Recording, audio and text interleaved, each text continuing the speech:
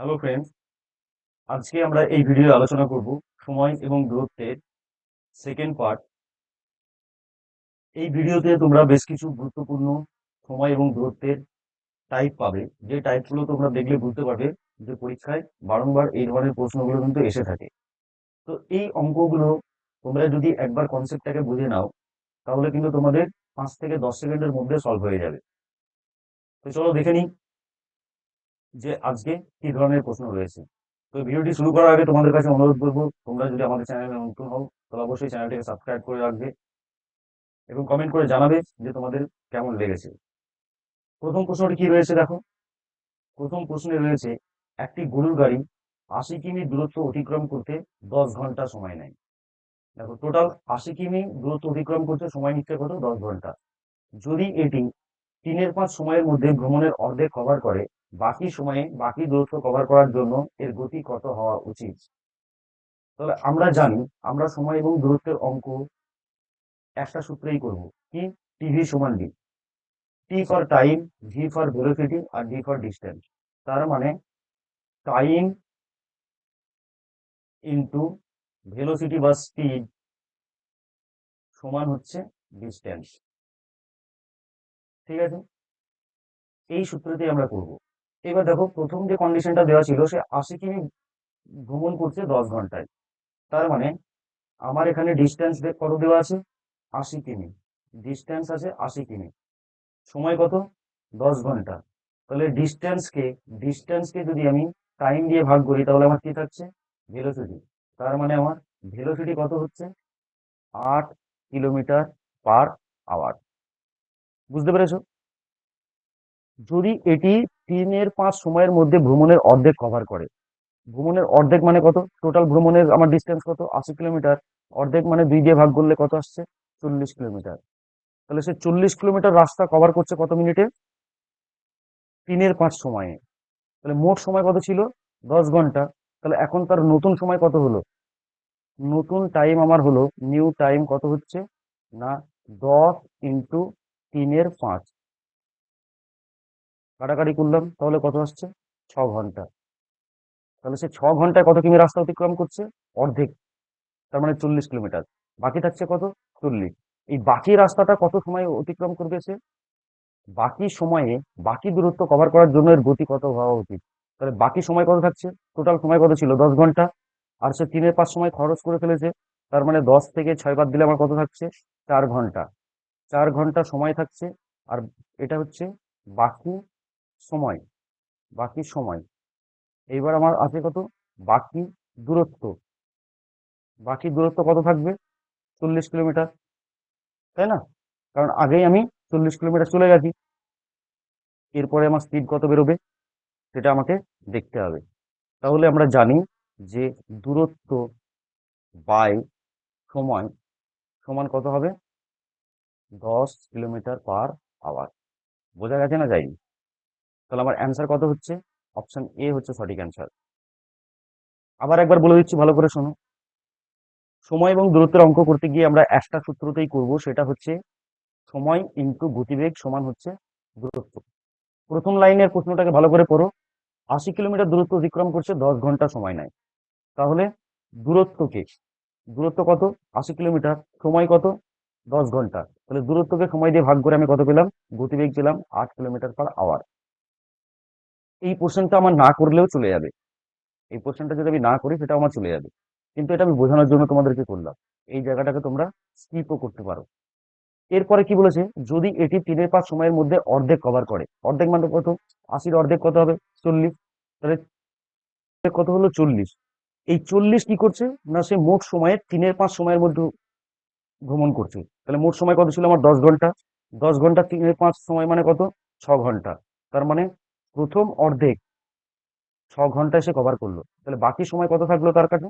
4 ঘন্টা। এই 4 ঘন্টায় সে কতটা পথ যাবে না, বাকি অর্ধেক মানে 40 কিমি। তাহলে 40-কে এবার 4 দিয়ে ভাগ করছি, কেন? এই 40টা হচ্ছে ডিস্টেন্স আর 4টা হচ্ছে সময়। তাহলে ডিস্টেন্স বাই সময় সময় কত হবে? ভেলোসিটি। তাহলে 10 ঘন্টা পার আওয়ার হচ্ছে এটা আমার সঠিক অ্যান্সার। তারপরে প্রশ্নটা দেখো।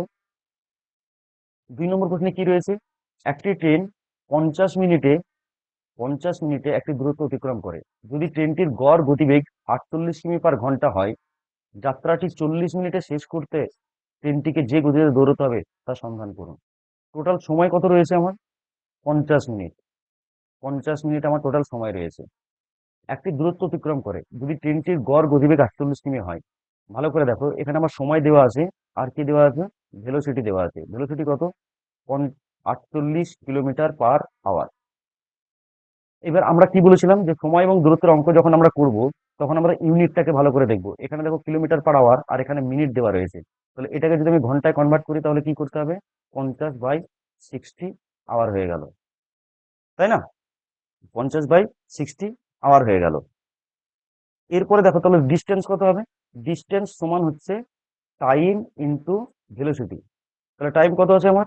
টাইম আছে 50/60, আর এখানে ভেলোসিটি আছে 48।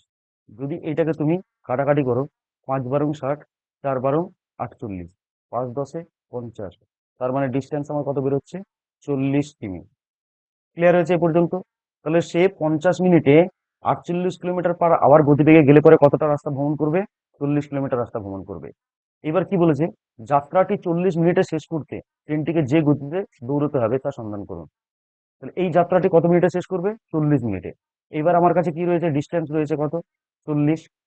ডিস্টেন্স রয়েছে 40 কিলোমিটার। সময় কত রয়েছে? সময় রয়েছে 40 মিনিট।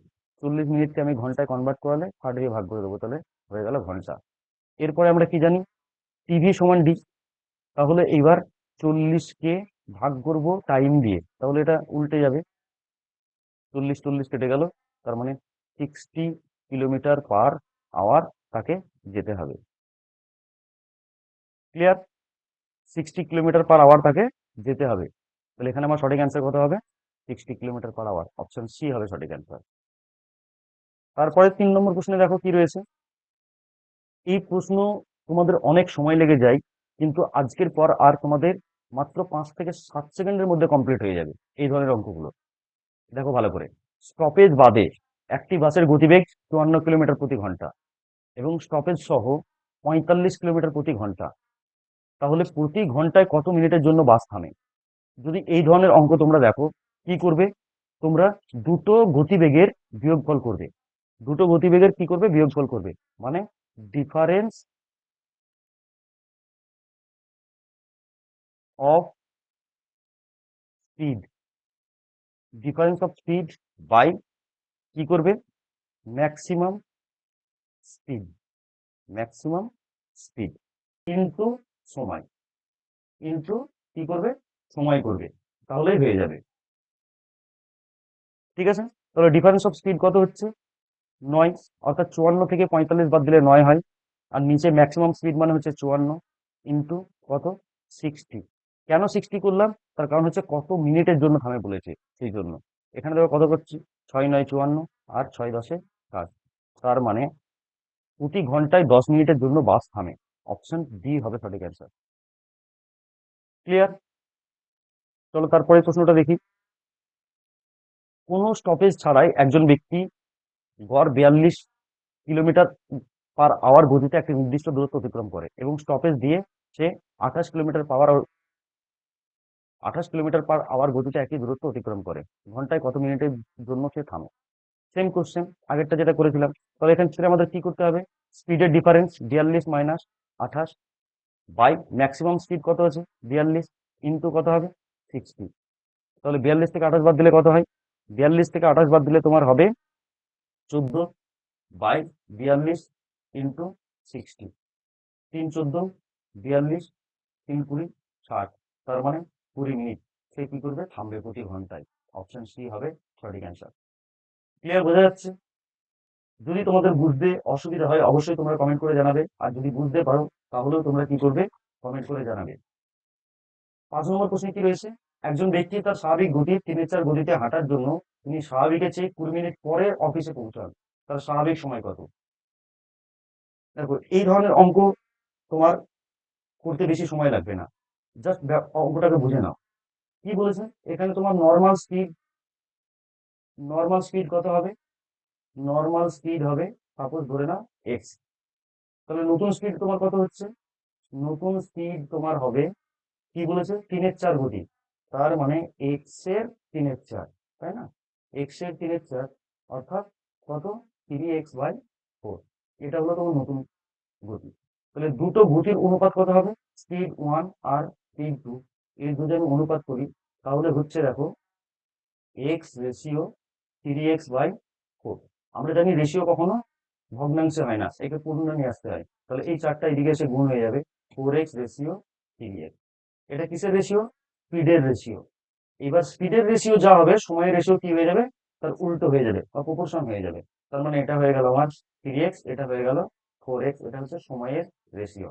এই পর্যন্ত বোঝা গেছে?